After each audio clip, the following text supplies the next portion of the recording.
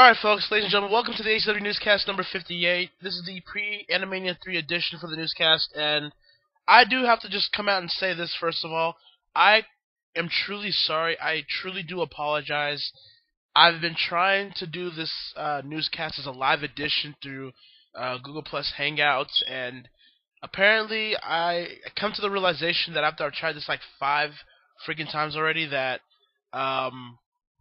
the simple fact of the matter is that my computer really is shitty, and until I get a new laptop, sometime soon, I won't be able to do any live streams of anything of that sort. So I'm not saying I'm going to cancel out live newscasts. It's just not going to be anytime soon until I get a new laptop. So for those that were expecting a live chat, a live newscast, I really truly do apologize. You know, I was really looking forward to it. I really thought I could really do something like that, and just it wasn't in the plans this year. So we're still gonna do the newscast tonight. We're gonna do the newscast on Saturday. It'll just be an hour and a half. Like, this will just be an hour and a half or somewhat around there.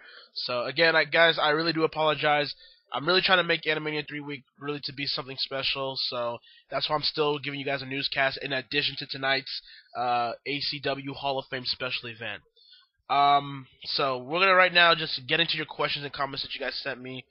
And then we will also go over the final card for Animania 3 this upcoming Friday night. So there you have it. So I am going to I'm going to just start pulling out questions right here and right now. Give me a second, folks. Give me a second. All right. Okay. All right. Garak Weevil asked me a couple of questions, and I'm going to answer them right here and right now. Now that the entire BattleX roster that he is currently creating as his own colleague has been revealed, what are your thoughts on them? Well, it's funny because it resembles what I was trying to do with ACW in its beginning stages, because I wanted to bring in known talents such as Naruto and Aang and Gohan and, you know, stuff like that, but I also wanted to bring in people that people may not know. Like Haru Glory was over there. Who else did I kind of bring in here? I'm trying to think, because the whole point of it was to bring in people that casual fans know and casual fans don't know, and bring them into just one league. So that was my whole goal. So in terms of what BattleX has been trying to do, revealing their people that they wanted to bring in, I'm all for it. It's just as long as you have fun doing it, and as long as it's something that is unique to your own way, you should be fine. Just be patient. Don't take calls seriously, and just have fun. That's all I can really tell you with doing your own colleague. What happened to all the Beyblade characters? They all seem to have disappeared or vanished since No Boundaries. They're still there. You know, the likes of the White Tigers, Ray and Rai, Kai Hiwatari, and Tyson Granger. They're all still there. It's just that we're on the road to Animania 3, and there's just going to be certain people that aren't going to be used as frequently as others, and they just happen to fall on the wayside. So they're still there, and you'll still probably see them anyways next year for ACW. So there's nothing to worry about on that end. Number 3, what's the worst wrestling show you've ever seen? Ooh. It's a damn good question. I wish you would have asked me what was the worst wrestling year that I ever witnessed. Because 2006 and 2007 was pretty god-awful. 2010 was pretty bad. To be quite honest with you, this year is kind of bad. 93 was bad. But worst wrestling show?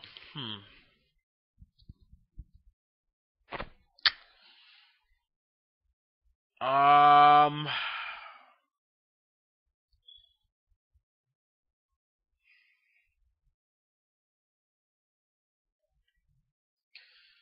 am either going to say, for at least coming from my perspective, there's going to be a lot of other debate.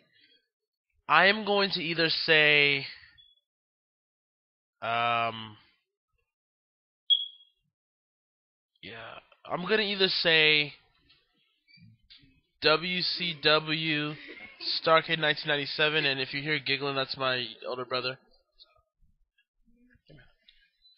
That was my little brother just giggling right now, so I apologize. But amen, amen, amen, amen. Okay. But my worst wrestling show would have to be either. Damn.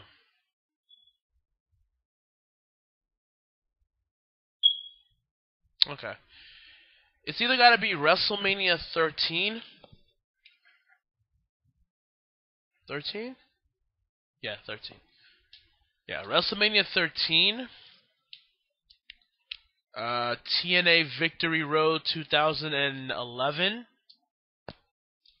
Because that was god awful, especially with what happened with Sting and Jeff Hardy. WrestleMania 27 is kind of up there too. Because really, except the Triple H and Undertaker match, nothing even happened, or nothing remotely good happened. I gotta throw a WCW in there, and I'm trying to remember which one specifically pissed me off. I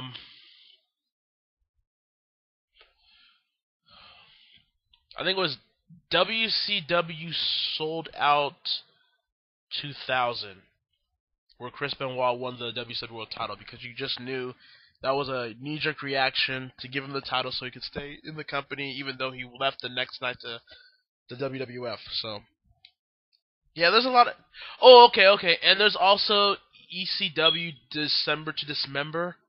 That was pretty bad. With the whole ECW Elimination Chamber with the... I think it was Lashley that won it. That one was just bad. Because ECW just wasn't... It wasn't... I mean, I can obviously say it wasn't ECW, but it's just the fact that it was just a bad... And that was around 2006, 2007, so that was a period where I wasn't even remotely interested in the WWE, or even gave a shit about it. So yeah, those are just a couple of shows that I will consider shows that are quote-unquote the worst wrestling shows I've ever seen. Have you seen Chikara Tomorrow Never Dies? If so, what do you think of it? I have not seen Tomorrow Never Dies yet. You gotta understand, this year for me personally, wrestling has been kind of a disinteresting product to watch on all fronts. And I'm not saying there's a lot of bad companies in terms of wrestling. There's probably a lot of good ones. It's just that wrestling as a whole has kind of kept me uninterested. And this is ironic, even though I'm a wrestler myself, but it just has kind of caught me uninteresting this year. I just recently got a boost back into my system with the NXT TakeOver Our Evolution special. That kind of just brought me back into the fold. And then I caught up with my Lucha Underground Wrestling. Then I watched TLC, which is what it was, and looking forward to watching TNA, looking forward to watching the Wrestle Kingdom thing. So, yeah, so I'm slowly getting back into the wrestling portion of things. So, if I get a chance, I can try to watch that event from Chikara. And I do like Chikara. It's a promotion that doesn't take itself seriously, but it's still entertaining for all ages involved. So I am a pretty big fan of Chikara, but I just haven't seen that event. So I'll try to get into it when I can. Number 5. So who was responsible for the lights going off at Impulse 33? Because that angle seemed to be dropped dead in the water. I'm surprised people didn't get why that happened. And I'm assuming that was Impulse 33 where it was Gohan versus Ryu in their steel cage match, if I'm quite sure. I'm surprised people didn't get it. Remember when Goku and Vegeta brawled in the back and Goku slammed Vegeta's face onto the electrical box? That was why the lights went out. There was no kind of intricate angle to that. It was the fact that Goku slammed Vegeta hard into the electrical box, and as it got into a critical point where Ryu could have won the title, that's when the electricity gave out because of that earlier attack. And then when it came back on, somehow Gohan found a way to attack Ryu within the dark and get himself to retain the title. So I'm surprised people did not catch that little tidbit. That was kind of interesting. Because with me, with Call, I see a lot of colleagues out there that, and I'm a fan of some of them, but at times there's no rhyme or reason with it. At times it's like a lot of spots, a lot of action but no storyline or no reason why that they happen. With me, I like to interject storylines, character development, psychology, not just in-ring psychology, but crowd psychology as well. I like to implement a lot of real-life stuff you would see in pro wrestling into my colleague. So that's what makes me, in a way, unique in a lot of ways. So yeah, that was a little tidbit. I mean, sometimes I give you a little obvious hints here and there. Sometimes I can be very subtle to the point where you're like, oh, okay. So that's kind of what I do. So I was kind of interested that people didn't get that. And he asks one more question. Since the pairing of Ash Ketchum and Serena is all but confirmed for Pokemon, how salty do you think the tiers of all the other Ash shippers will be? Now, to be fair, I haven't followed Pokemon in years because I'm an old school guy. I kind of gave up once the original trio broke up, and I think that was around the time where May came in. And even then I was still kind of following Pokemon when May came in, but after May left and Dawn came in, that's when I completely stopped following it as hard as I did. But I actually gave him a response to that question privately, and I'll just say it publicly for everybody. I said pretty big. I'm old school, so I was always an Ash Misty guy, but I'm just kind of glad that Ash finally has a damn love interest finally. Honestly, I think the Pokemon series needs to move away from Ash at this point too. I don't know if that means you bring in Red or have a completely new protagonist or just stop the series period, but Ash has long overstayed his welcome with me, and to be fair, I haven't been following Pokemon for years, but still. Because I feel like Pokemon, in terms of it being Ash's series, has completely ran its course years ago. I mean, this is a freaking 10-year-old kid still a 10-year-old kid trying to become a Pokemon master. It's like it got old. It's been old. Now it's just stale. Like you don't have to take away the initial kind of storyline to the series, but with Ash still being the protagonist in all this, it just feels so 1997. Like, it's time to move on with the series. I mean, you've got the reboot of Digimon, the Digimon Adventure Season 2, I think after the events of Season 2, where it falls as the Season 1 cast, Ty and the crew. So they're trying to reboot that, but that's a reboot. This is still ongoing with Ash, so they need to move away from Ash. I don't know, again, like I said, I don't know if you bring in Red or you have a new protagonist clearly, but I just feel like Ash Ketchum still being the main protagonist of Pokemon is hindering the brand more than it's helping at this point. That's just my opinion. Honestly, that is just my opinion. So those are those questions, and let me just now pull up some more questions here. I actually got a lot of questions from you guys, and I'm going to be trying to answer them as best as I can. And after this Q&A session of the newscast, I'll just talk about a couple random things, actually. I'll also talk about Animania 3, obviously, but just a couple random things that I need to kind of state. I don't know if people care about it or such, but I just want to talk about them and see how I feel and see if people agree with me or not. So, okay, there it is. Alright. And by the way, if you hear me sniffling, coughing, and sneezing, it's because I kind of have a cold. So, thank goodness, like, my hiatus will start next week from ACW, but because I love you guys, don't get me wrong, I love my fans. I love everybody that's watched ACW for all these years, and those that I have been watching ACW this year, specifically since our return this year, but I need a break. I just really need a break at this point. Buddy Harris asked, there you go, not asked. Yeah, I hate that too, but I do it at times to time. Anyways, what kind of music do you like? Well, obviously, hip-hop. Hip-hop has always been my first love. I grew up with it. I grew up more of an underground type of hip-hop listener. Like, I like to listen to the unknown kind of artists that are in the underground scene of hip-hop. Hip-hop. I love neo-soul. Neo-soul with the likes of Lauryn Hill and Floetry and Erykah Badu and Jill Scott, Maxwell, all those guys. I like neo soul too. Other musics though, let's see, hip hop, neo soul. I love jazz. I love R&B, or at least old school R&B, because the R&B of today is the same old shit. I used to hate country with a passion when I was a kid. I used to hate it. Like, my dad would always listen to country music, and I would never get it, and I would never understand it. But once you grow up, and you start looking into the more integral aspects of it, country and hip hop are not that far different from each other than people think. So I'm not gonna say I'm a big country fan, but I can tolerate country like I couldn't have ever done when I was a kid. There are some songs that I like from country that I can listen and tolerate, and be like, you know what, this is good stuff. Um, let's see. I like techno. Techno's pretty cool too for what it is. Yeah, that's pretty much. But the thing is that I'm diverse with my music. I can give music of all genres a chance, and if it sucks, it sucks. But if it's good, it's good. So I'm very open-minded when it comes to music. But in terms of my main things that I like listening to, hip hop, neo soul, jazz, and old school R&B. I think those would be my things that I really listen to a lot. Um, Matthew William Higuera, you know, from UCCW. Make sure you guys check out that league, and I will actually talk about what's going to happen with that soon. But anyways, he asked me a couple questions. Good game, bro. On the Broncos versus Chargers, you beat my Chargers, you jerk.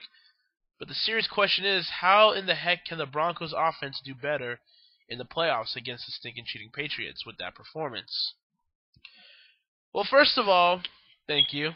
I told you that us Broncos were going to beat you guys, and we do not disappoint. Kind of sad, though. I mean, the Chargers looked like they had a good start this season, and they just kind of blew it. Phil Rivers was kind of inconsistent. The offense was kind of shady. The defense was not as strong as they were led to be perceived with the NFL media. So the Chargers kind of just fell by the wayside. And I think you and the Chargers fans need to ask yourself this really important question. Is it really time to start kind of coming with grips that Phil Rivers is not the quarterback that will get you to a Super Bowl or a Super Bowl championship? You're going to have to start asking that question. He's now in his 30s, and he's going to be on his wrong side of the 30s in 2 years. So do you want to really keep riding the Philip Rivers quarterback train, or do you want to go into the draft and draft a young quarterback that can at least give you potential to get you to the Super Bowl in the next 10 years? So I think the Chargers fans need to really ask themselves that question and not be blinded because it's Phil Rivers. My opinion. As speaking of the Broncos, though, the thing is with Peyton Manning at the helm leading the Broncos, I've always had this problem with Peyton Manning. Peyton Manning is one of the greatest regular season quarterbacks of our time, of our generation. That can't be disputed. He's up there with the likes of Rodgers and Brady and Favre and all those guys. But the thing is, when it comes to the playoffs, Peyton Manning tends to be inconsistent. He tends to overthink his plays. He tries to become a chess master when all he needs to do is really play checkers and keep it simple. He tends to overthrow. He tends to not see his vision to where it leads to interceptions. And yeah, he tends to really break down when the pressure gets to him. So we will see how Peyton kind of deals with him going into the playoffs this year. Is it possible that us Broncos will go to the Super Bowl? Yeah, it is. But is it also possible that we don't? Yes, as well. The thing with the Patriots, though, is that I really don't like using the word hate, because I think words like hate and love are words that are strong, that really don't have a finite definition, and that need to be used carefully. I really have a strong dislike or disdain for the Patriots. I just really do not like the Patriots. Although I will recognize Tom Brady as one of the greatest quarterbacks of our time. But I just don't like the Patriots. I just don't like how they are, how they're structured, how the environment they have. It's not because of the championships. There's no sour grapes on my end, but I just really don't like the Patriots. But I don't know. We're gonna have to knock off the Patriots if we're gonna go to the Super Bowl, but I don't know how we're gonna do that. That's gonna be a good question. It's gonna have to be game time for Peyton Manning if he can really go against Brady in the playoffs this year, and I'm really skeptical if he can. Let's see. What are your personal thoughts on UCCW Summer Smash? Let me see. I thought it was a good show. No, I thought it was a good show. Still like what's going on with Sailor Pluto. I just Sailor Moon, that whole angle, that it's still ongoing. It's still good, but gonna have to start explaining more. Gonna have to start kind of getting to the point at this point instead of just kind of just dragging it out. But overall, it was a good show. Now, me being biased, it wasn't better than Anime Revolution. I'm just playing. It's nothing like that. But again, it was a good show. So very impressed how UCCW has evolved this year. Who knows, when ACW finally closes its doors one day, UCCW will probably take the torch. Who knows? Number 3, did you watch Data Live to OVA? If so, what are your thoughts about it? Yeah, I don't watch Data Live. I'm not really that much of a watcher of Data Live. I've heard about it. I know about the fan base, but I don't watch the show. It's not saying that I will never watch the show. Maybe I will give it a chance, but I just never watched the show. But what I've heard with the OVA is that it's gotten good reviews from the fans, so I mean, it is what it is. So I can't really give any thoughts if I haven't watched the OVA, much so the series. So sorry about that. What are your thoughts on the new Call League in 2015 Battle X? I already kind of answered that question. Wish it the best luck, and hopefully they do what makes them apart from the rest, but at the same time keep to the core of having fun and being for the fans. So. And 5, is it World War III now that since ACW and UCCW are going to collide in a huge super show after the first ever Call of Monday Night Wars? No, there's not going to be no World War III. Let's calm down there a little bit. So for those that haven't heard the news from last night, Matt kind of announced, or he did announce, that UCCW and ACW, yes, we are going to have a super show next year in 2015, sometime around the spring. We will be doing something like that. I think it's been a super show we've been planning on doing for a while, actually, and I finally actually got the chance to actually put my hand into it. So we're going to be doing a super show. It's going to be a joint super show between UCCW and ACW. UCCW superstars will appear. I'm sure the likes of the Dominator and Grave Robber and Justin Jericho, Edge, and Jackal Tojo, Sailor Moon, RVD will show up, and then I also have ACW superstars, and you guys all know them at this point. So it'll be an interesting super show. I do, at least on the ACW side, I do have plans to see what we're gonna do with that. It should be an entertaining show. I mean, it should be a very entertaining show. And for those asking, yeah, that's gonna be one of the big things that I'm doing. That it's not ACW. Well, that is ACW kind of related, but I am doing a lot of big things for CAW next year, so I'm just going to leave it at that, and that's one of them. There is more coming up for me in the future, and I will let you know that in the future. So, thank you, Matt, for those questions. Now, Vinny Criscone, a.k.a. VPAC. If you're not following VPAC on YouTube, you have no soul. Like, really, get a soul. Like, it's like $9.99 on eBay. Buy a soul. Like, really. Stop being lame. Stop being a douche. But go follow VPAC on YouTube. He makes great videos from colleagues of like SAW, ACW, all that stuff. But he asked me, "What are your thoughts on the Wrestle Kingdom 9 airing here in the U.S.?" I am looking forward to it. I am looking forward to the fact that this show is really going to deliver. It's going to be kind of the gateway for New Japan in the U.S. in terms of English speaking commentary with Jim Ross and Matt Striker at the helm. Looking forward to it. Apparently, it's being presented by GWF, Global Force Wrestling. Finally, we can get something going on with Global Force Wrestling if this is just going to be a legit promotion or just a vanity project for Jeff Jarrett. So, we'll see how it goes. I'm looking forward to it. See, what match at Wrestle Kingdom 9 are you looking forward to the most? I haven't looked at the official card. I've just only seen the hype videos and such, so I haven't looked at the official card, so once I do, I will be able to maybe answer that question in more detail as we get to the show itself. Will there be another draft for ACW? If so, when it will be? Well, I was gonna announce this on Saturday, the newscast after ACW 3, because that's gonna answer a lot of questions as to where ACW goes from here. But I won't go into detail about it. But yes, we're gonna have another ACW draft. We will be having an ACW draft. We're going to be doing a lot of things for the ACW draft special, so I can't really speak any more than that. But yes, to answer your question, we will have an ACW draft next year. All right. Let's see here.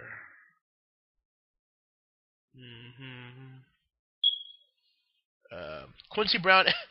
Okay, Quincy Brown asks me, "What do you think about Taylor Swift's 1989 album?" I don't. I mean, I don't listen to Taylor Swift. I don't listen to her music. If you want my honest opinion about Taylor Swift, and this might upset a lot of people, I don't really care. But to me, Taylor Swift is everything. Represents everything about this generation.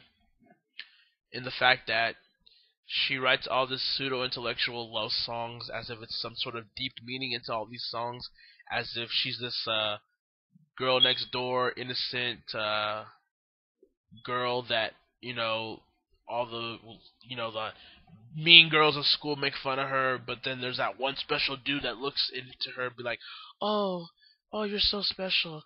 I saw right through you. You're not like all the other chicks." I'm like, get the hell out of here, man.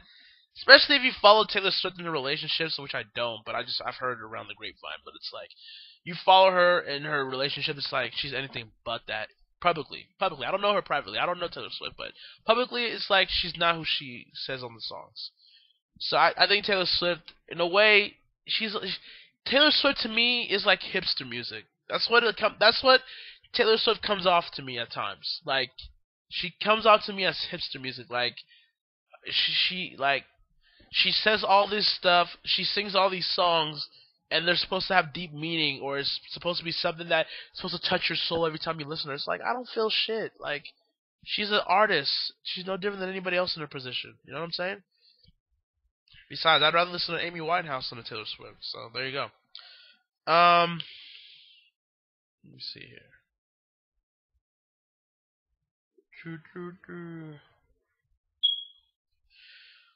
Oh yeah, Quincy Brown also asks, "Are you ready to see Middle Earth one last time in The Hobbit: The Battle of the Five Armies?" I am not a big Lord of the Rings guy. I'm really not. I'll just be honest with you, I'm really not. But I do respect the fact that this is the last movie for a lot of fans. So, if you guys aren't able to watch it, go ahead and watch it. Who knows? If there's an excuse for me to watch it, I'll watch it too. But I really don't have an opinion on it. I'm not really a big Lord of the Rings kind of guy. So. John Blackos asked me here, "Will your throat be able to handle 5 hours of Animania 3? I don't know. I don't. I don't know, because it's become a staple tradition that my voice is always like my throat always loses its voice during Animania. It's happened every Animania. Animania 1 was pretty bad. Animania 2 was pretty bad too. If you go back and watch Animania 2, my voice sometimes started to crack. My voice started getting quiet, like if I was bored, but I really wasn't bored. My voice was just down. Yeah, Animania 3 will be no different. I'll just put it that way. Like the commentary is finished for Animania 3. You'll just have to see what we're talking about. But yeah, that's why I bring a big bottle. Here's the thing: every time I do commentary for my shows and mega events, I always have a big bottle of water for the most part with me, because I know it's gonna be at least a long kind of stretch for me to do commentary, even if it's like an hour. It's still, you want to come prepared. So yeah, 5 hours of Animania. It was supposed to be a 4-hour mega event, and now it's got to be 5 hours, and it might be even like 5.5 hours with commercials and stuff added to that. So yeah, so this year's Animania wasn't the best time management, and I tend to correct that next year for Animania 4.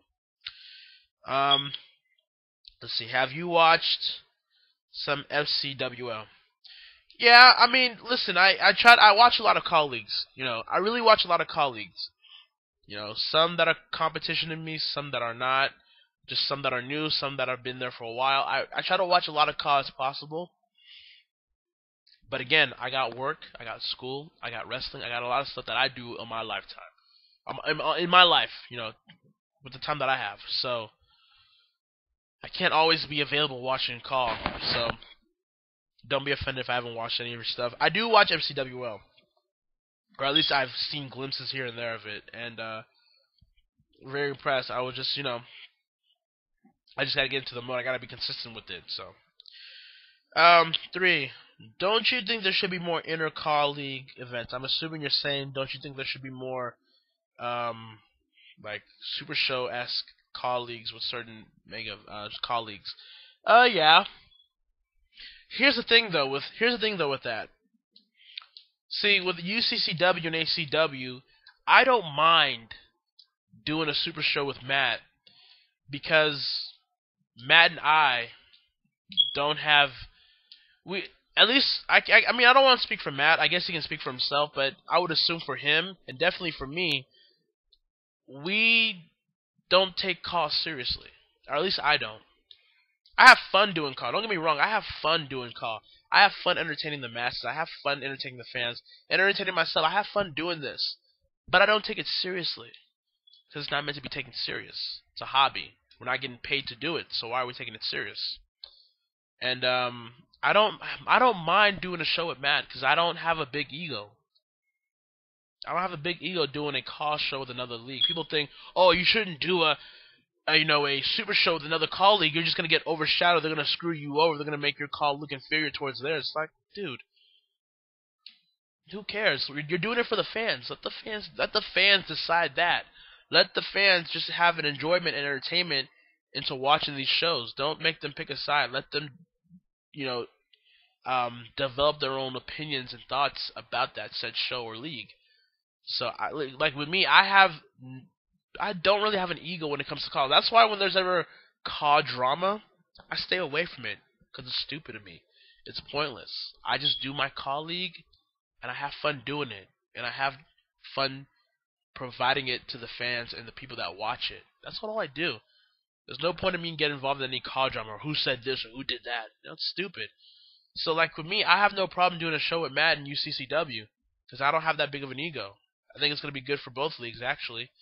You know, gets new viewers for each league, and that should be the whole goal of it. CAW should be a united front. We should all be coming together to make everybody better for the better good of CAW. So, as long as we do that, that's my job is done, and his job is done. So, I think there should be more CAW super shows. The problem is that there's a lot of egos in CAW, from the CAW owners, CAW league creators, a lot of CAW superstars. There's just a lot of egos that just won't put them aside and look at the greater good and look from the forest of the trees and just put on a great show. But instead, they want to get their shit in, quote unquote. That's an insider term, but whatever. But they want to get their shit in. They want to make themselves look more important than the show. They want to steal the show when it should be about CAW, not about them. But that's just my opinion. Like, I'm looking forward to the super show at UCCW, and I'm looking forward to doing other super shows with other colleagues if they want to, or when I'm available. I have no problem. I give back to CAW because CAW has done so much for me that I give back to CAW myself. I don't mind doing commentary for other colleagues. I just haven't been asked. But if I can be able to do it, I'll do it. Or if I gotta edit certain things, if I have the free time to edit certain things for another colleague, I can do that too. Again, I have no problem doing that. CAW super shows, I have no problem doing that. So there you go. That's just kind of my opinion of how my process is with CAW, for those that want to know. Number 4, Michael Jordan's record has been beaten. Your thoughts? Here we go. Listen, I knew this was coming. I knew as soon as Kobe was going to pass Jordan for the most shooting points of all time, I knew it was just going to cause... Well, first of all, surprise, surprise, ESPN with that nice lube trying to circle jerk all the Kobe and Laker fans, thinking that Kobe is greater than Jordan. But here's the thing. I'm happy for Kobe. Now, granted, I am a Sacramento Kings fan because I am from Sacramento.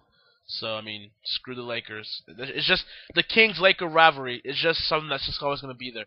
It's not as strong as it used to be, like, say, back in 2001, 2002, but it's still there. So I have to hate the Lakers, or quote-unquote hate the Lakers by default. But I've always respected Kobe Bryant for the talent that he's always been. And some people will say, well, he's only won rings because of Shaq, or he only had a weak team, so he didn't share with a lot of people. Stuff like that. It's just pointless drivel. Kobe's really good. I mean, Kobe's good. He's probably one of the top 10 or maybe even top 5 greatest players of all time in the sport. but he's not Jordan. And the thing that gets me crazy is that why do people compare him to Jordan? Why can't people just let him be the first Kobe? Why is it always got to be Kobe's the next Jordan? Why can't it just be Kobe being the first Kobe? That's the thing that gets me. And when you look at it, Jordan has never underperformed in the finals. Kobe has. And I think Jordan has had more assist points, more rebound points, more facilitator points than Kobe. He's had more MVP titles than Kobe. Just there's a lot of things. Like, just because he's passed him in shooting points doesn't mean he's automatically better than Jordan. You got to look at the overall picture. And overall, Jordan is still the better player. He revolutionized the game. Like, people want to... See, this is the thing. I hate when people try to be different for the sake of being different because it's disingenuous. It's dishonest to me. I hate that. If you think Kobe... If you like Kobe better than Jordan, that's one thing. That's your opinion. I can't really change your opinion one way or another. But to just undercut Jordan's accomplishments and presence and impact in the game, just so you can make your argument that Kobe is better than Jordan, is disingenuous. It just makes you look like a hipster douche. It makes you look like a hipster douche just because you want to be cool, just because you want to be a rebel, just because you want to be different. Say, well, I actually think Kobe is better than Jordan. I'm not trying to be a part of the crowd there. Just because it's the majority of people saying that doesn't mean it's a bad thing. It's just that Jordan was that damn good in his era. Let's be honest. Let's be completely honest here, folks. Jordan's era, he had tougher opponents and tougher teams to deal with than Kobe's era did. And let's not even get to LeBron's era, the one we're living at right now. Okay? Jordan had the tougher opponents to deal with. He had the Reggie Millers, the Charles Barkleys, the Karl Malones, the Patrick Ewings, the Larry Birds, the Magic Johnsons, the Hakeem Olajuwons, the Dikembe Mutombos. Let's not even get to this discussion here, folks. Okay? People really want to forget 90s NBA basketball as if it was just a thing of the past. 90s NBA basketball shits on today's current basketball. I don't care what anyone says. I don't give a damn what anybody says. 90s basketball. And I'm not trying to sound like one of these nostalgia people that tries to live in the moment and live in the past, because I get at the Attitude Era folks for that too, but I'm just saying, like, 90s era basketball shits on the current product of basketball today. Like, I don't even think that can be really debated, really. Because you can take, like, the centers of today. People always say Dwight Howard's the greatest center of his time right now. Well, let's face facts here, folks. Dwight Howard is a bitch. Dwight Howard has always been a bitch to me. Like, Dwight Howard doesn't have the heart. He's a physical specimen, but he doesn't have the mental capacity to be a great center. He's always been weak. He's always been soft. He's always been one to not care. And when his team is losing, he doesn't care. When his team's winning, he wants to take the credit for it. He couldn't handle the pressure when he was in the LA Lakers, when Kobe was trying to be the facilitator, when Kobe was trying to mature Dwight Howard into to be this big guy, this next big Shaq, if you will. And trust me, Kobe's not the greatest player to play with. I know that. But the fact that Kobe was trying to help you become this great center, and then you just couldn't handle the pressure of LA, so you ran to Houston, that makes you look like a bitch to me. Bitch made. Sorry. Just the fact of, and the fact of the matter is that you tried to elbow Kobe this season, and then Kobe got in your face and called you soft. Because you are soft. So, but people are saying Dwight Howard's the greatest center of all time. Well, what does that say about the product of the NBA today? Honestly, think about that. Do you honestly think Dwight Howard is seeing Hakeem Olajuwon, or Dikembe Mutombo, or Shaquille O'Neal in his rookie days, Alonzo Mourning, or Sean Robinson, or Patrick Ewing, or all those other centers back then that would destroy you if you got in their face when they were centers? Hell the fuck no, you wouldn't. I'm sorry. So, I just got into this epic NBA rant just now, but yeah. So that's my opinion. If anybody wanted to know, but yeah, I'm proud of Kobe for passing the record. It's well deserved, but that still does not solidify the fact that he's better than Jordan, because in my opinion, he is not. There you go. All right, we got more questions here. Ah, man. I got the cold again now. It's getting too hyped. Gary Connell Jr. asked me a couple questions here. Question number 1: what are your thoughts on BET 106 and Park having its final episode this Friday? Well, first things first, I see what you're trying to do, BET. You're trying to undercut Animania 3 this Friday night. It's not going to happen. You're not going to take my fans. As a matter of fact, if you're not careful, I might just take your fans, because let's be honest, who watches BET anymore? And more importantly, who watches 106 and Park anymore? Just saying. But, My thoughts: I should feel sad, but I don't. I used to watch 106 in Park when it was AJ and Free. I thought AJ and Free were genuine. They brought that whole urban authenticity into the show that really made you feel a part of the show, really made you feel like part of the audience. And then once they left, the whole show just fell off for me. You gotta understand, back when 106 in Park was great with AJ and Free, you didn't have YouTube, you didn't have iPods, or at least to that standard yet. You didn't have iTunes, you didn't have SoundCloud and Spotify. You didn't have the internet really as your bastion of music yet, like it is now. So that means when you saw a new video or new music from 106 in Park, you had to watch it. You had to watch it so the next day when you're at school, you can tell, man, did you see that new video from Marcus Houston, or did you see that new video from 50 Cent, or you see that new video from Dipset, or stuff like that. Um, so, but now that when AJ and Free left, like, I know some people liked Terrence and Roski. I never really did like them. I thought Terrence and Roski were all corny as all hell. Corny as hell. And that's around the time I stopped watching. And then the last hosts were what? Bow Wow and Shantae something, who cares. Again, I don't give a damn about 106 in Park anymore. I just don't. Now that we got the internet really being the bastion of music, 106 in Park is completely irrelevant, and it's been irrelevant for a number of years now. So, I heard reportedly that the 106 in Park name brand is not going to go away. They're going to still use it for BET specials and stuff like that. But the show in general is going to pretty much phase out this Friday night, which is fine. Again, it's irrelevant. It really doesn't mean a lot anymore for the program. And again, I don't really care. Like, I'm not going to watch it this Friday night. I'm just not. Even if AJ and Free are there, it's just, I don't care for 106 in Park anymore. Just the feeling for it is gone with me now. And again, also I don't watch BET.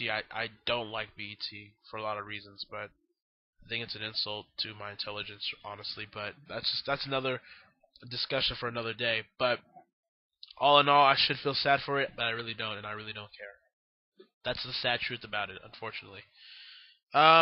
Question number 2. What are your thoughts on New Japan Pro Wrestling's new TV deal with AXS TV? Good. The more alternatives, the better. For me, the more alternatives you have for wrestling, the better. You've got, the WWE is the biggest name in town, obviously. You've got TNA moving to Destination America next year, which is looking pretty splendid, I guess, for them. You still got ROH and Sinclair. They're doing their own thing. You've got NXT. I know that's still a part of the WWE, but NXT lately is starting to develop into its own identity, its own brand, like it isn't from the WWE. You got Lucha Underground on the Yellow Ray Network. Reportedly, there's going to be rumors that with low ratings and money issues that it might not see a season 2, which I hope it does, because it's a really good show. But yeah, you got Lucha Underground there. So, and you got Global Force Wrestling that's producing and presenting Wrestle Kingdom 9 next year. So, again, with New Japan with this deal, I'm all for it. I really am. And hopefully it does well, and hopefully we get to see New Japan increase its own image within the Western world. Number 3, what are your favorite rappers of all time? For me, it's DMX, Eminem, and Tupac. Not bad choices. If you're talking all time, my favorite rapper of all time is Tupac. And I guess that's for the, West Coast bias, I guess. But it's really because Tupac, in my opinion, made an impact into the business that has really not been seen ever since. Like, Tupac, to call Tupac just a rapper is an understatement. He was so many more things. And whether your opinions on him were negative or positive, you can at least say that he was legit. Like, he was genuine with what he said, because that's how he felt. And yeah, the hip hop world just hasn't really been the same since Tupac and Biggie honestly have left us. Because after those two left, you started to see the more mainstream corporatization of hip hop that it's become now. And Tupac he's related to me, and he's meant a lot of things to me in my life when I was going through things that it has to be him. He's my greatest rapper of all time. Like, I think he's the greatest of all time, period. But to me, he's my favorite rapper of all time. Um, Other favorite rappers of all time though, gotta put in Nas. Gotta put in Nas. Gotta put in Biggie too. The B.I.G. Notorious B.I.G. Gotta put him there. Although I was always more of a Nas fan than Biggie. I always thought Nas was better than Biggie in my opinion. Sorry, don't want to offend a lot of people there, but I thought Nas was always better than Biggie in my opinion. That's just my opinion. But I've always loved those two. Those are my top three: Pac, Nas, and Biggie. Other ones though, A Tribe Called Quest. That's my favorite hip hop group of all time. Talib Kweli is almost in there. Common, Mos Def, Ice Cube. I know I'm probably forgetting a few more. Who else? Yeah, those would be some from of all time. In terms of the modern day era of hip hop, though, my favorite rapper in the modern day era of hip hop has been Lupe Fiasco. After Tupac passed, I didn't really have a rapper that I could really call my favorite. And then when Lupe came out with Kick Push off his album Food and Liquor, that was a while back ago. Damn. Um, that was like he's my guy because I relate to him, and I still do, and I'm still a Lupe fan to this day. His new album Tetsuo and Youth is coming out next year, so I will be buying that for sure. Um, Yeah, but yeah, Lupe Fiasco is my favorite rapper going today. Other favorite rappers that I have though, Kendrick Lamar, obviously, Ab Soul, both from TDE, Big Crit, he's really good. Catalactica just came out for Big Crit, and it's doing pretty well. And I'm gonna cop that when I can get this next paycheck this week. Um, who else? Logic. If you don't know who Logic is, go type up YouTube. He's really good. Um, Who else? Who else would I say is my favorite? Joey Badass and Pro Era. Those guys are legit. I like them. Um, this new cat Isaiah Rashad. He's really coming into me as well. He's a new signed guy from TDE, along with Kendrick and Absol. So he's really doing some good things. I like him. But yeah, was that all I had? In a way, I kind of like. In a way, I kind of like Action Bronson too. He says a lot of kind of corny stuff at times, but I like him too. But yeah, those are kind of some people that I think I like. You notice I didn't say like Drake and Lil Wayne and Rick Ross because I think they are. I I don't. Drake is hit or miss with me, honestly. Like he'll have songs that I'm like, ah, oh, shut the hell up, dude. And there's songs like 0 to 100 that he had just out that's like, yo, I mess with this song. But other than that, I don't really. I'm hit or miss with Drake, but everybody else is like, yeah. So yeah, that's the type of hip hop that I listen to and I respect. So there you go for those that always wanted to know what that was. Anyways, question number 4: CM Punk is now signed with the UFC. Thoughts? Congratulations go to CM Punk. He's made the transition from pro wrestling to mixed martial arts. Um, First of all, this is going to do a lot of things for CM Punk, the guy. He's always wanted to step into the octagon.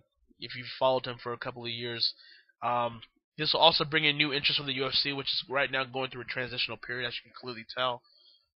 And they'll try to bring new viewers in from the CM Punk fan base to come in and be UFC fans. And it could work, because you had that with Brock Lesnar. And, all the UFC/MMA purists can say what they want. But Brock Lesnar brought in fans.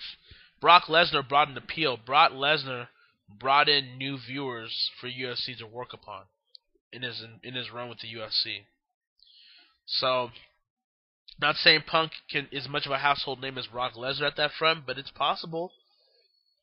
So do I think he'll do well? I don't know. It depends. I mean, he is just a Brazilian Jiu-Jitsu white belt, so I don't know. I mean, he better find a great camp. That's all that's what I'll say about that. But we'll see. I mean, if he fares good, he'll fare good. If he fares bad, he'll fare bad. Like he said, he's not looking to really establish a career really there, but just to see if he can kick ass or get his ass kicked. So you gotta admire the man for that. This obviously has the WWE butthurt, and this is only escalating the inevitable UFC WWE war that's going to happen. And the WWE may not be prepared for it, but it depends if the UFC can even come through this transition period they're having right now. So we'll see. We'll see next year. Final question, in your own words, will there ever be a world martial arts tournament? For me, I hope it happens. I thought there was. Unless it's not like here in the US, but anyways. If it's not, then yeah. On some American Ninja Warrior stuff. But but yeah, I think that's something that can really appeal to next. Like, there's always something. There's always something that can always grow and be popular. And I think something like that can really do wonders for a lot of people that would not only enter it, but for those that would profit off it. So, never say never is what I would say. All right, and I think I got one more question finally. And it's been like 50 minutes already. Jeez, no wonder I'm feeling tired. Hugo Goncalves asks, if you remember back on Newscast 33, you talked about that you were going to make a show called ACW 1, which is part of Impulse, and it's based on WWE NXT. When are you going to start working on it? Yeah, okay, I remember that. It was a project that I wanted to do, actually. Here's the thing. I wanted to do this during my off-season this year for ACW. That was going to be the announcement that I was going to do this new kind of thing called ACW 1, which would be like an NXT-based developmental kind of social media fan voting show that I would bring in certain superstars and people would have to vote for which ones need to stay and which one needs to go. It's kind of like the NXT before it became what it is today, obviously. But the thing was that as much as I love you guys, as much as I like giving you guys content and programming, with ACW 1 it was just going to be too much for my workload. Because this upcoming, between December and February, is going to be busy for me. That's why I'm kind of glad I'm taking this hiatus, because I can focus on that finally. But it's going to be very busy for me. And the fact is that I still got to do the ACW draft for January. Oh, well, there you go. So I guess you guys do know when the ACW draft is going to happen. But, yeah, so the ACW draft in January. Then you got the ACW UCCW Super Show in spring. Then I still got to do the ACW Elite Tournament before we come back from in March. Yeah, so me adding ACW 1 into that would have been a lot. Like I'm saying that I'm taking a break from ACW, but I'm really not. You know what I'm saying? So yeah, so I had to kind of scrap ACW 1. That doesn't mean I won't bring it back in the future, because it is a concept that I want to really do and that I've always wanted to try for so long, but it's just not in the cards this year. It just wasn't going to work. So, sorry to disappoint some of you that wanted to see it this year, but just too much work. And trust me, I like too much work, but that was a bit too much for me even. So, maybe sometime in the future, but not this year. So, thank you guys for the Q&A portion of the ACW Newscast. Remember, if you want to ask me any questions or send any comments my way, you can do so. Make sure you guys do so early this week before Friday. That means before Animania 3, because we will have another newscast this Saturday. The day after Animania 3, we'll do a newscast, the post-Animania 3 edition, and I will answer more questions and comments there. So, thank you guys for the Q&A portion of the newscast. Now, we've got like 53 minutes left, and it's an hour and a half, I guess, hour and a half-ish newscast. So, I just want to talk about current things. I want to just talk about a few things before we get to the ACW Animania 3 card. Just going to run down a couple of things I want to talk about. First of all, Hakeem got killed. I want to talk about that first of all. Okay. Now, as you all know, the final episode, or I guess what is the series finale of this show, was on Sunday. And a lot of people are mixed. There's a lot of mixed opinions. And I want to address them real quick. Personally, to me, I didn't have a problem with the ending. Because here's the thing. I think a lot of anime fans of today are getting a little bit too comfortable. And are getting a little too entitled to happy endings or entitled to everything being sunshine and rainbows and ice cream and unicorns. You gotta understand, if you've been following the anime, and trust me, before we even begin here too, I like the manga more than the anime. Okay, I've been following. The anime has gone off the deep end so much that I had to follow the manga, and I like the manga more than the anime. So don't get me wrong. I understand the resentment. I understand the feelings you may have for the anime going off a completely different direction. I get it, but you have to understand. At the end of the day, they were all assassins. I mean, that's what the final scene was of that episode. They were all assassins. No matter how you want to slice it, they were murderers. Now, for their own personal reasons, I guess, but at the end of the day, they were all murderers. You can make the argument that they were bad guys. If you were following the Jaegers, you can make the argument that Night Raid really were the bad guys. Just as much as if you were following the Night Raid, you can make the argument that the Jaegers were the bad guys. So, it's the whole saying of, if you live by the sword, you will die by the sword. And that's exactly what Akemi Got Killed was about. Now, people didn't like Tatsumi dying, and I'm with you. I didn't like the way Tatsumi died either. That was one death that was stupid to me. Because, I know they did it just because, he's not really the main character, I guess it's Akemi. But if that's the case, then why was Tatsumi the main character for 15 plus episodes when Akemi was the main character for 3 or 4 of them? That made no sense. Tatsumi should have lived. Tatsumi should have lived with Akemi if that's the case. So I didn't like that. I didn't like that part. But here's the other thing. Leone passing away in the final episode. I didn't have a problem with it, and I'll tell you why. Because she grew up in the slums. She grew up in the slums. She had to work her way through the slums and toughen her outward appearance as much as she did inward. So when she was getting shot by the Prime Minister, she toughed it out so much that she wanted to see her dream to take out the Prime Minister and at least live long enough to see the Revolutionary Army take over the crumbled empire and start a new era. That way she can be able to say, well, at least I won't be able to live to see it. I mean, I won't be able to live with it, live through it, but at least I'll live to see that I did something right. I did something. I got to see and do what I said I did.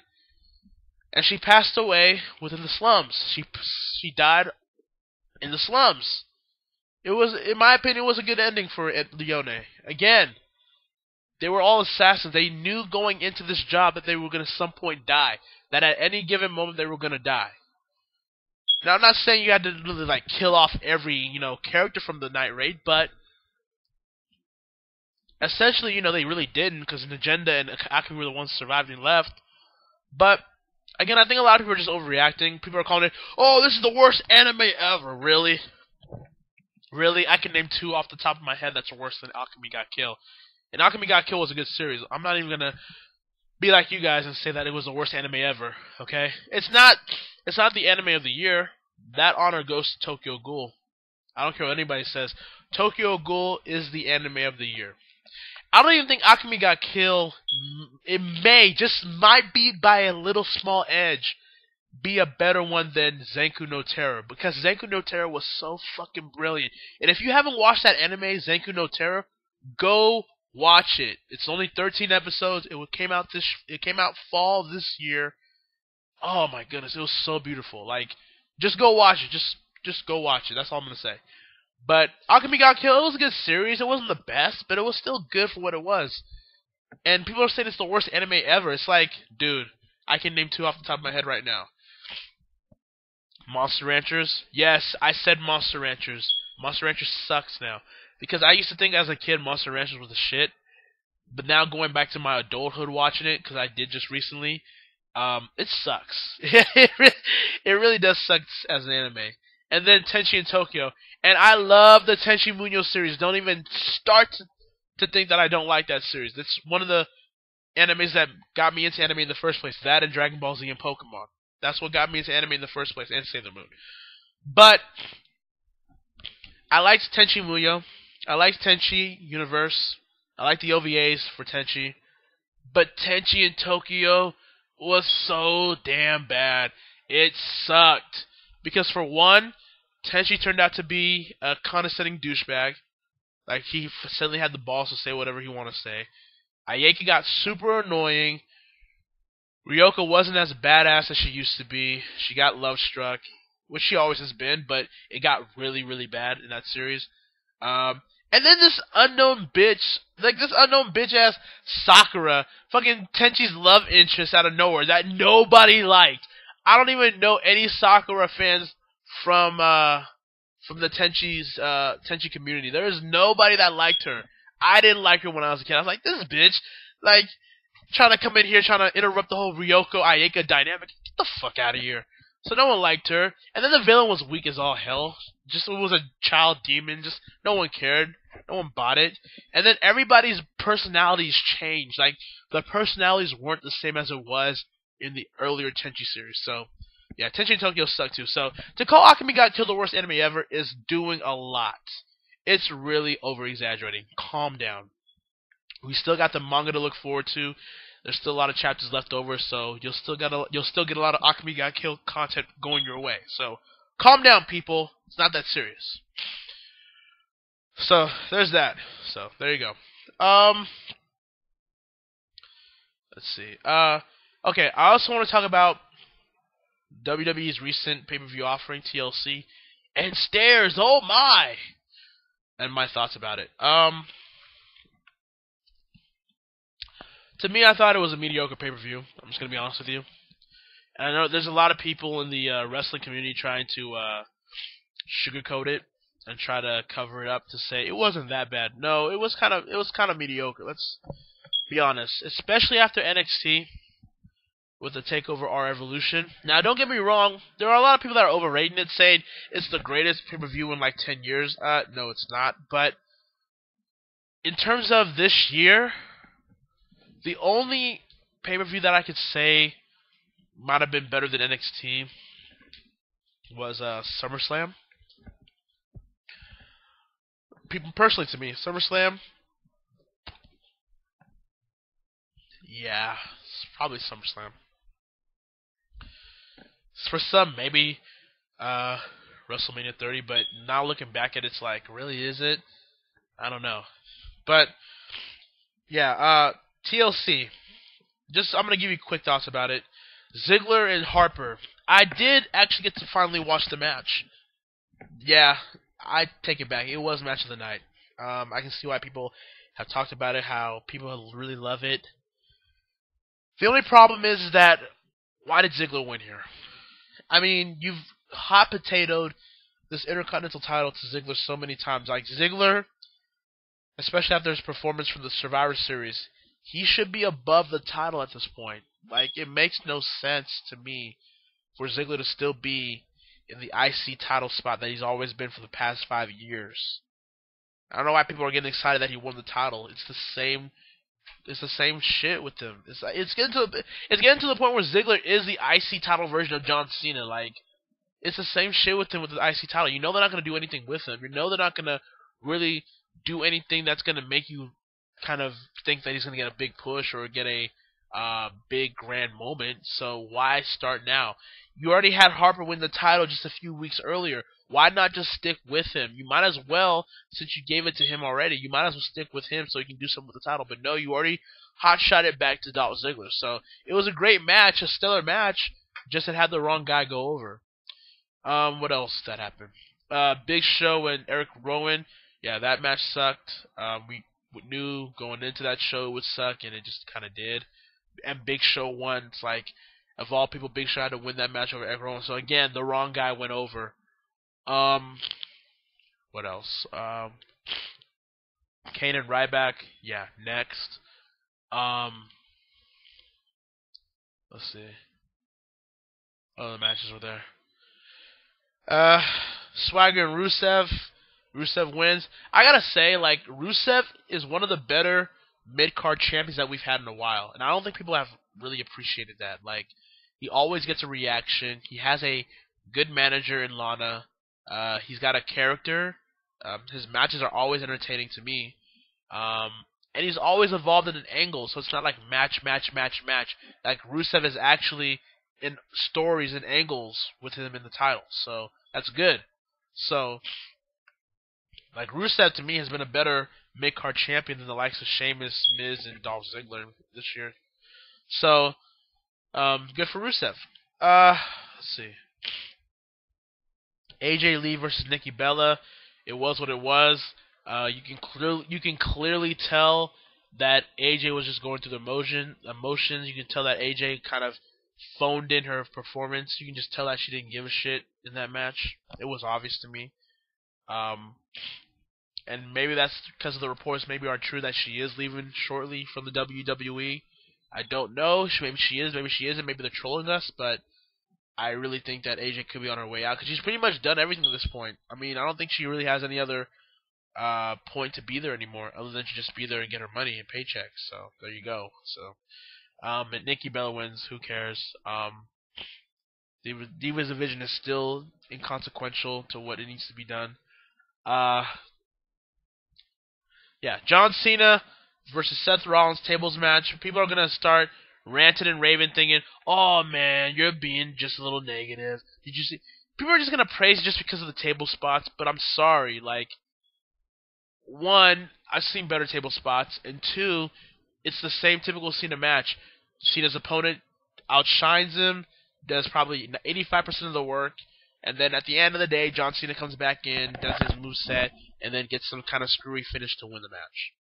And this was no different. I guess it was a good match, but we already knew going into this match what the end result was going to be. We were just waiting for the end result. So that's why the match didn't become what it could have been, or what it should have been. Big Show coming in. Why? I thought I was like, we're really gonna have another Big Show Cena match or feud. And then Roman Reigns comes back. He returns, knocks down Big Show, knocks down Rollins. John Cena puts him through a table. So now John Cena is going to face Brock Lesnar for the WWE World Heavyweight Championship.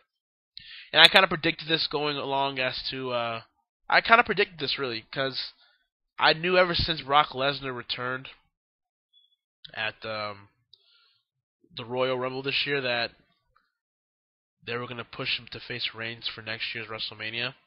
Because here's the thing.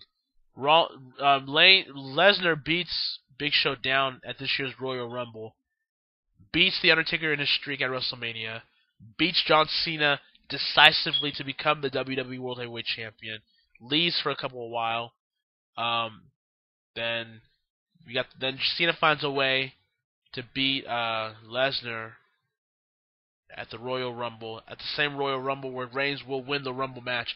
I'm going to tell you this right now, Roman Reigns is winning the Royal Rumble. Now, I don't know if he's winning anybody over with that horrible-ass promo that he did for it, but Roman Reigns is going to win the Royal Rumble next year. Just, let's be honest right here and right now. And then we're going to have Roman Reigns versus John Cena for the WWE World Heavyweight Championship at WrestleMania 31, where Roman Reigns will defeat Cena and then we'll have a passing of the torch. But here's the problem with all that. John Cena is going to win the title back. That'll make him a 16-time world champion, which is going to tie him with Ric Flair, which is a joke in its own self because most of John Cena's title reigns are forgettable. Most of them really are. So it doesn't really mean anything in the grand scheme of things. And also, the fact is, let's be honest here, Roman Reigns at this current time is not ready for this spot. Like, I gave him, like, at SummerSlam this year, I gave him the benefit of the doubt that as long as they improve him to be something that he could be, he may be ready at WrestleMania time. But then he got injured, and it seems like he really hasn't improved in terms of his mic skills because of that horrible promo that he delivered when he was at TLC. Yeah, Roman Reigns. Now, I'm not saying he won't be ready. I'm not saying he'll never be WWE World Heavyweight Champion because he is going to be a WWE Champion. You're going to have to learn to accept it. He will be WWE Champion, and he may also still be the guy once Cena's done. So again, you're going to have to accept that as well. But at this current time, I don't think he's ready. I think they're forcing him down people's throats. This is not a push. This is a force. There's a difference.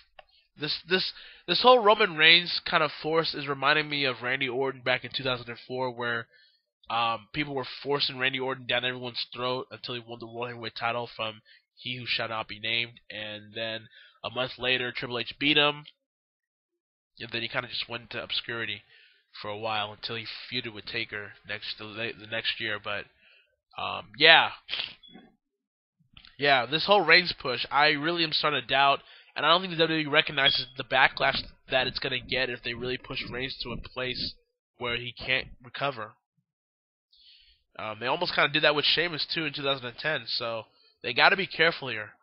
I don't know, but yeah, this is going to be the start of the Reigns Cena program for WrestleMania 31 for the WWE World Heavyweight title. So you better get ready and learn to accept it.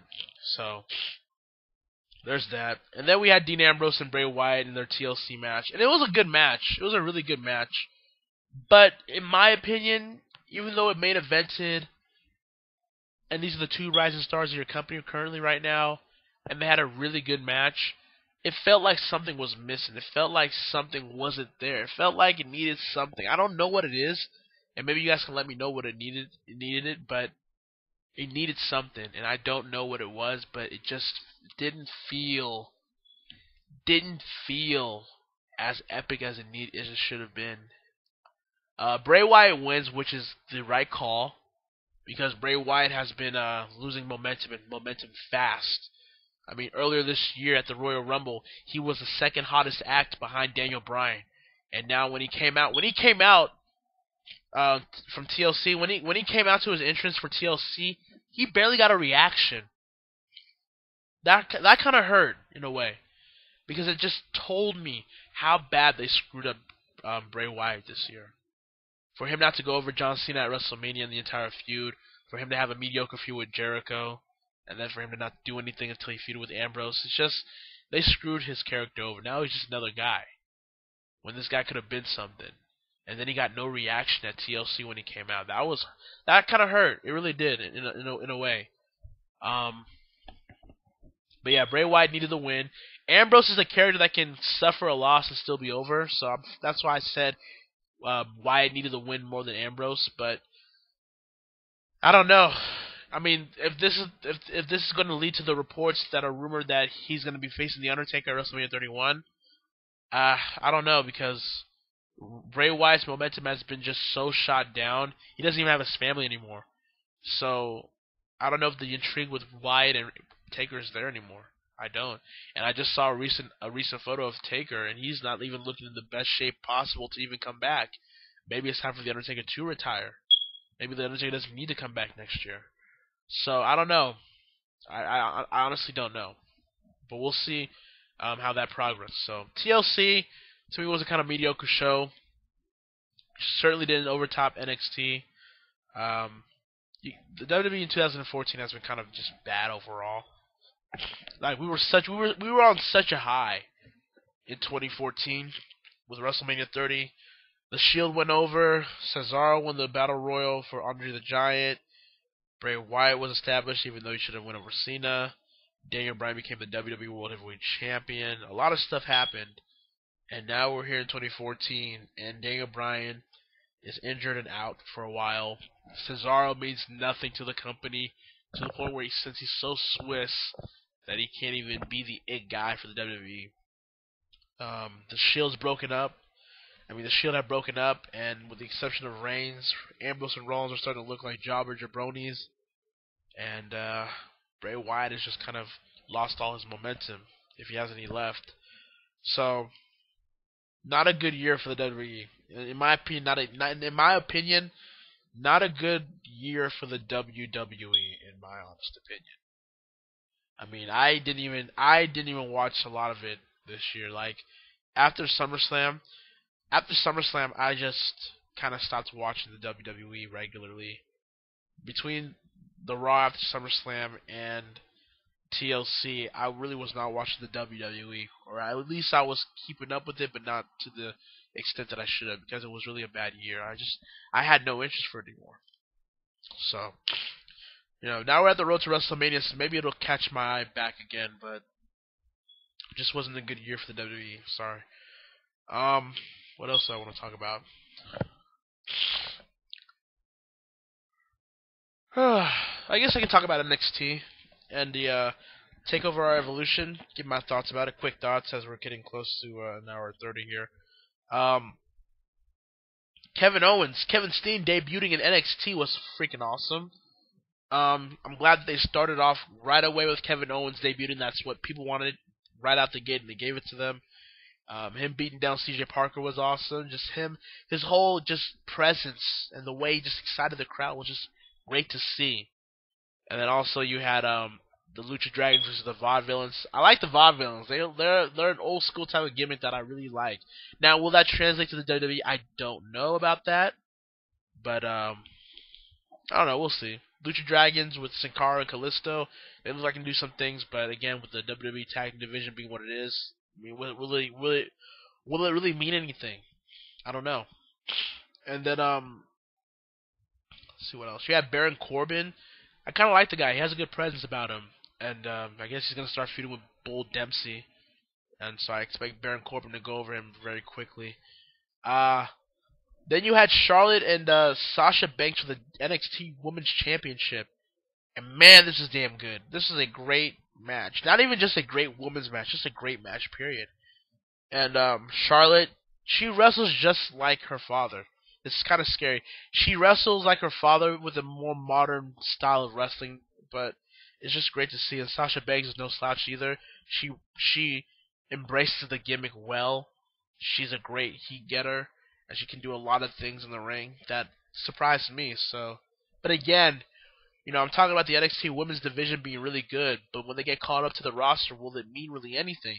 I remember when Paige got, excuse me, ugh, that was gross. Anyways, I remember Paige being called up to NXT, and I mean, from NXT to the WWE. Who were saying, "Oh, Paige, the anti-diva is coming to the main roster. It's about to revitalize the women's division. It's going to bring life back to the women's division. Paige and AJ are going to be the new Trish and Lita." I remember all that. I was in the forums, so don't think I wasn't there. But now look at what's going on. The women's division is probably, the Divas division, excuse me, is probably the worst it's ever been, character-wise, and honestly, in-ring-wise as well. Now Paige is nothing more than a typical diva, ironically enough, and now she's going to be part of Total Divas. Yeah, that's really establishing that anti-diva gimmick really well.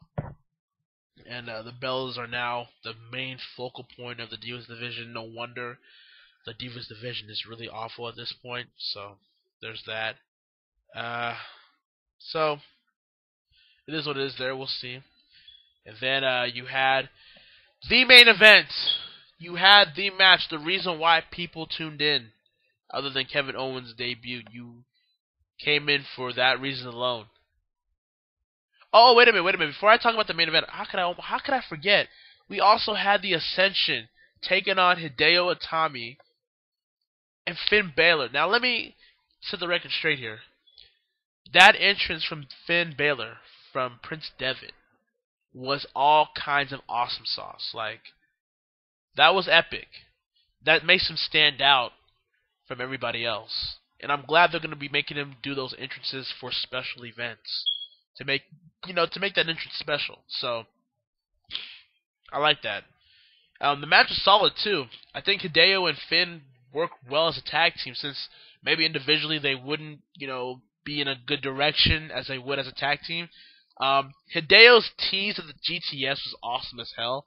I marked out when Hideo looked like he was going to hit that GTS. That made me just lose my shit.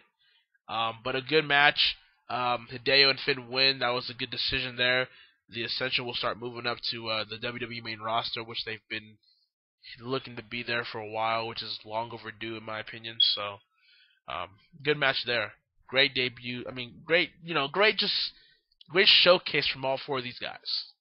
So, but now let's get to the main event. Let's get to what everybody's been talking about. Let's get to the reason why people watch the show in the first place. This particular show. Adrian Neville versus Sami Zayn for the NXT Championship. Man, this was damn good. And I'll even argue and say this is a match of the year contender. Yeah, it really is. It was just great to see the in-ring action, the storytelling that Sami Zayn was doing in the ring, that he was conflicted to either be the nice guy that he's always been and do it the right way, or use shortcuts to win the title that has eluded him.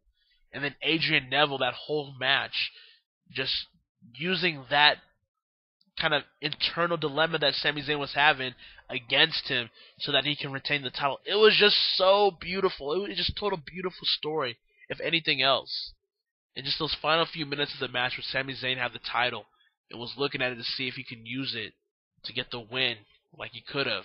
And the crowd. And this is how you know this match was so damn good.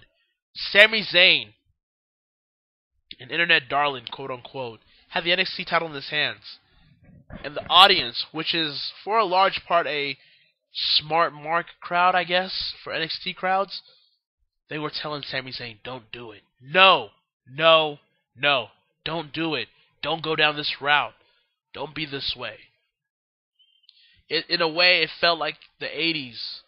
Like Sami Zayn was in the role of, Ricky the Dragon Steamboat or Dusty Rhodes. That's how it felt. Or Kerry Von Erich. That's how it felt with Sami Zayn in this match.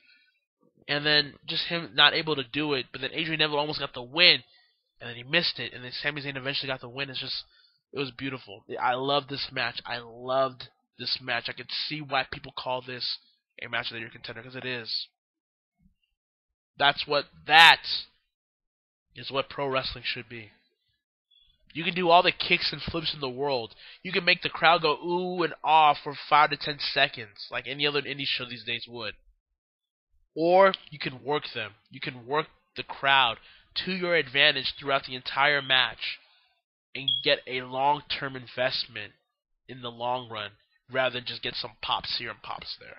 That is pro wrestling. And that is what the wrestling business, not just WWE, but the wrestling business in general, needs to get back to being. You know what I'm saying? So that match was really damn good. Great, even. And then the ending when Sami Zayn was being, congratulated by the, mostly NXT roster, like it was Bret Hart at WrestleMania 10 or something like that. And it was just a great moment, or at least it was a great moment. And then Kevin Owens was out there hugging Sami Zayn. You kind of knew where this was going, and I was anticipating for it. Afterwards, Kevin Owens power bombs Sami Zayn onto the apron. It was beautiful. So, the Steen and Generico feud will now be extended into the WWE waters. This will be interesting, because Steen and Generico won't be able to do some of the stuff they did in the Indies in the WWE, but so they'll have their own twist to it in this round. I look forward to it. I really do. We'll see where it goes. We'll see how they develop that. So NXT R Evolution was a damn good show. One of the greatest shows for the WWE this year. No doubt, no question about it. It blew TLC out the water. I don't even know how people can argue that, unless you're really, really trying to be hipster about it. NXT just blew the WWE out the water. Like, it was that damn good. It was. I can't even put into words how great it was, but it was that great. It was what a wrestling show should be in today's day and age, in my opinion. So there you go. Those are my thoughts on WWE NXT. Alright, now we got 7 minutes left, so we're going to go over the final card of Animania 3 here. And I am getting a little bit restless. You can tell my voice is starting to kind of disappear here. And again, if you're going to watch Animania 3 this week, you're going to have to get used to that. So, but anyways, let's talk about it though. 12 matches on the card. It's going to be a 5-hour mega event, and it might be even longer looking into it. But let's talk about it. So, Cruiserweight Invitational, Joe Higashi defends the Cruiserweight title against anybody outside of ACW. Now, Joe Higashi, whether your opinions on him are good or bad, he has been a grand champion. He has been a champion of champions. The question is however, will he be able to prepare for whoever wants to challenge him outside ACW? That remains to be seen, so we'll find out there. For the Impulse Tag Team titles, it'll be the Straw Hat Crew, looking to become two-time champions against their rivals Anime 4 Kids, who are the champions. And it was Anime 4 Kids that got the Straw Hat Crew out of ACW Impulse to the point where the Straw Hat Crew had to take a little bit of a temporary hiatus until they came back recently, and now they're going to go after the tag team titles. So, again, can the Straw Hat Crew win those Impulse tag team titles, or will Anime 4 Kids beat them again to the point where the Straw Hat Crew may be taking a permanent hiatus from ACW? Speaking of tag team titles, we also got the XL tag team titles on the line in a tag team turmoil match, as the Street Fighters will defend the titles against Little Fighters and Team Guy. The Street Fighters defeated the Little Fighters for those titles last month at Anime Revolution, and now they are the two-time XL tag team champions. And they will go into Animania 3 as champions, which is kind of ironic because at Animania 2 those titles were vacant, to where the Street Fighters defeated Team Guy to become tag team champions for the first time in their careers. Now they walked into that mega event two-time tag team champions. So we'll see if they can retain it there, or will we have new XL tag team champions. Also, you've got the staple in every Animania. So the Impulse and XL Road Destiny matches. For the XL side, you've got Akuma, Haru Glory, Kanekaman, and Hiei. They will battle for it, and any four of them could win. For the Impulse side, you've got Dark Magician, Ryu, Sagat, and Gara. And it'll be interesting to see how those Road Destiny matches turn out. Again, you can be able to cash in that Road Destiny briefcase between Animania 3 and Animania 4. So we'll see how the year will look in terms of that. Also, we've got another title match that's going to really start the change, the winds of change, if you will. It's going to be the Glamour X Championship, a highly anticipated match as Reiko Hinamoto, Ino Yamanaka, Asuka Kazama, and Kami will fight for the Glamour X Championship to crown our first ever champion of the division. This is a match that I'm looking forward to. It's a match that I've been looking to do for quite some time. I've been looking to establish an ACW women's division for a long while. I've never gotten the opportunity or chance to do it until now. And so we're going to start the trend this Friday night, and we'll see who's going to be the first ever champion. We'll see how the Glamour X division will be measured up for the fans. Let's see what else. We also got the television title on the line, as Edward Elric will defend the title against Mugen. Edward Elric, one of the most accomplished and decorated superstars in ACW. He's a two-time television champion, a former Road Destiny champion, a former double champion holding the Road Destiny Championship and television title. He main evented an Animania 2 Impulse title match. He's done a lot of things for ACW, and even outside of ACW, he's the current SAW World Champion. So Edward Elric has an accomplished career that has been kind of overlooked in the call world. So we'll see if he can make his legacy still established at Animania 2, or will Mugen become a two-time television champion after having a good year as television champion before losing that title to Edward Elric last month at Enemy Revolution. And then, let's see, also, I'm trying to see, because I'm saving the five, I'm saving the five matches last. You know what I mean? Like I'm trying to save the oh my god, I'm having a brain fart here. This is crazy. Like I usually this is crazy. I usually come prepared like with stuff like this, but it's just like I'm kind of coasting in a way. I'm kind of coasting through it. It's kind of weird, but it's whatever. Anyways, the Intercontinental title will be on the line as Hiroko the Monk. This is how you can tell I'm just kind of getting tired. Like, I haven't gotten any rest or sleep. I worked last night. I'm just, tired. But, anyways, Intercontinental title will be on the line as Hiroko the Monk will take on Sasuke Uchiha. And it's a match that has really been looked forward to, as a lot of animosity between the two. Hiroko the Monk, as you all know, turned on Sasuke Uchiha and kicked him out of Gamma. Sasuke came back last month at Enemy Revolution and attacked Hiroko to the point where that match was official. So now these two have bad blood with each other. Who is walking out of Animania 3 as Intercontinental Champion? But more importantly, will the teacher be surpassed by the student in Sasuke? Or will Hiroko the Monk put Sasuke in his place? We will find out at the show, because honestly, it can go either way. Honestly, if we really think about it, it can go either way. So we'll see. And then On the Impulse side, last man standing match. This match has been 6 years in the making. Naruto Uzumaki will take on Gohan. These two have went at it these past couple of weeks on Impulse. Gohan turned on Naruto at Animania 2, had him out for 6 years. Naruto came back at Anime Revolution and is looking for Gohan's blood. We're going to find out who truly is the better man between these former D-Generation X members, between Naruto and Gohan. For the Impulse Championship, it's going to be Trunks going one-on-one against the 2014 Impulse Rumble winner, Broly, who will now be accompanied and aligned by Bulma. And Trunks as champion will have to see if he can beat Broly one more time. These two are one apiece. And now that you've got Trunks' mother, Bulma, into the fold, how can Trunks retain the title here? Because this is essentially a handicap match for Trunks to overcome. For the XL tag, oh my god. For the XL Championship, Aang will go one-on-one against the XL champion, Zuko. It has become a full circle between these two. As you all know, Aang won the XL Rose Destiny briefcase at Animania 2, only to lose it to Zuko in the best of 5 match in 2012. And then Zuko used that briefcase to cash in, or trade in, for XL title shot and became XL champion at High Voltage. And here we are now between these two, as Aang won the XL Rumble match to get the opportunity to challenge Zuko once again. And honestly, this is a match Aang has to win, because if Aang loses, maybe it's time for Aang to leave. Maybe it's time for Aang to go. And I'm not even trying to be mean about it. It's just, maybe Aang doesn't have it anymore. But we'll find out if he can beat Zuko here. Because Zuko has been on a roll, and he will do whatever he has to do to stay champion, and he knows Aang well. So we're going to find out if the 8-year journey of the Avatar will be recognized, or if the Blue Spirit has one more trick up his sleeve to put Aang away for good. And then the main event of the show.